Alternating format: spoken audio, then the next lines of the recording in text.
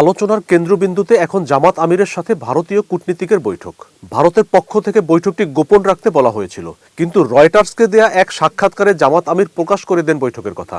শুধু বৈঠক নয়, তিনি কথা বলেছেন জাতীয় সরকার নিয়ে, এছাড়া ভারত পাকিস্তান নিয়ে দলের অবস্থান, জুলাই গণ অভ্যুত্থান পরবর্তী রাজনীতিতে জামাতের পুনরুত্থান সহ নানা বিষয়ে কথা বলেছেন। দীর্ঘ প্রায় 17 বছর পর জাতীয় সংসদ নির্বাচনে অংশ নিতে যাচ্ছে বাংলাদেশ জামাত ইসলামী।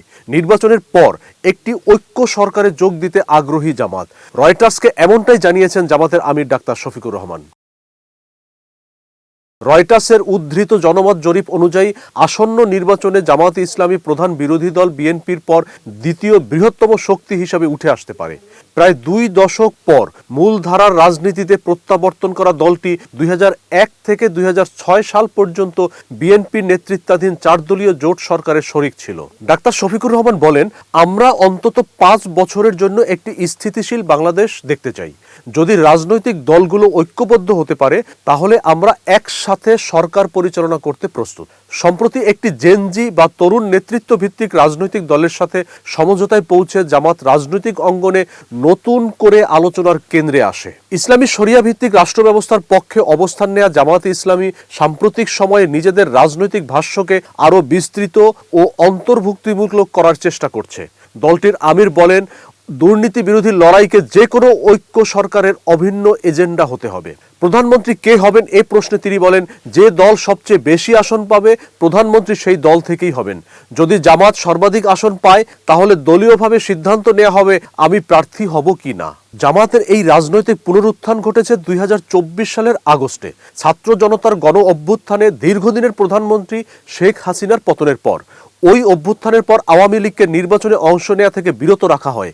শেখ হাসিনার সরকার জামাতের কট্টর সমালোচক ছিল। শেখ হাসিনার শাসনামলে 1971 সালে মুক্তিযুদ্ধকালীন কথিত যুদ্ধাপরাধের দায়ে জামাতের একাধিক শীর্ষ নেতা মৃত্যুদণ্ড পান। এখানে উল্লেখ্য যে জামাতে ইসলামী 1971 সালের স্বাধীনতা যুদ্ধে পাকিস্তানের বিরোধিতা করেনি, এ কারণে দলটি বিতর্কের কেন্দ্রে ছিল। 2013 সালে আদালতের রায়ে জামাতের গঠনতন্ত্র সংবিধানের ধর্মনিরপেক্ষ নীতির পরিপন্থী বলে ঘোষিত হলে দলটির নির্বাচন কমিশনে নিবন্ধন বাতিল করা হয়। তবে ডক্টর মোহাম্মদ ইউনূসের নেতৃত্বাধীন অন্তর্বর্তী সরকার 2024 সালের আগস্টে সব নিষেধাজ্ঞা প্রত্যাহার করে। ভারতের সাথে সম্পর্ক প্রসঙ্গে ডাক্তার শফিকুর রহমান বলেন, শেখ হাসিনার দেশ ত্যাগের পর থেকে ভারত বাংলাদেশ সম্পর্ক গত কয়েক দশকের মধ্যে সবচেয়ে নিম্ন পর্যায়ে রয়েছে। তিনি জানান, চলতি বছর তিনি একজন ভারতীয় কূটনীতিকের সাথে বৈঠক করেছেন, যদিও ওই বৈঠকটি গোপন রাখার অনুরোধ জানানো হয়েছিল। তিনি বলেন, আমাদের সবার সাথে খোলা মন নিয়ে সম্পর্ক গড়ে তুলতে হবে, পারস্পরিক সম্পর্ক উন্নয়নের বিকল্প নেই। ভারতের পররাষ্ট্র মন্ত্রণালয় এ বিষয়ে তাৎক্ষণিক কোনো মন্তব্য না করলেও ভারতীয় সরকারের একটি সূত্র বিভিন্ন রাজনৈতিক দলের সাথে যোগাযোগের বিষয়টি নিশ্চিত করেছে। পাকিস্তানের সাথে জামাতের ঐতিহাসিক ঘনিষ্ঠতা নিয়ে প্রশ্ন করা হলে ডাক্তার শফিকুর রহমান বলেন, আমরা কারো দিকে ঝুঁকে পড়তে চাই না। সব দেশের সাথে ভারসাম্যপূর্ণ ও সম্মানজনক সম্পর্কই আমাদের নীতি। জামাতের অন্তর্ভুক্ত কোনো সরকার বর্তমানে রাষ্ট্রপতি মোহাম্মদ শাহাবুদ্দিনকে নিয়ে স্বস্তিবোধ করবে না বলেও জানান ডাক্তার শফিকুর রহমান।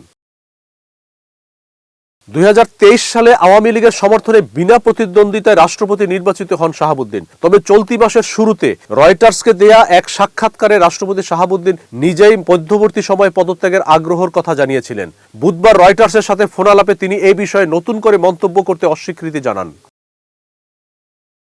ফেব্রুয়ারির নির্বাচনকে সামনে রেখে জামায়াতে ইসলামী এখন কেবল একটি ধর্মভিত্তিক দল নয়, বরং সম্ভাব্য ক্ষমতার অংশীদার হিসেবে নিজেদের অবস্থান দৃঢ় করতে যাচ্ছে। ঐক্য সরকার, দুর্নীতি বিরোধী কর্মসূচি ও ভারসাম্যপূর্ণ পররাষ্ট্রনীতির বার্তা দিয়ে দলটি মধ্যপন্থী ভোটারদের দিকেও হাত বাড়াচ্ছে, যা আগামী নির্বাচনের রাজনীতিতে একটি নতুন সমীকরণ তৈরি করতে পারে। মোস্তাফিজুর রহমান, নয়া দিগন্ত।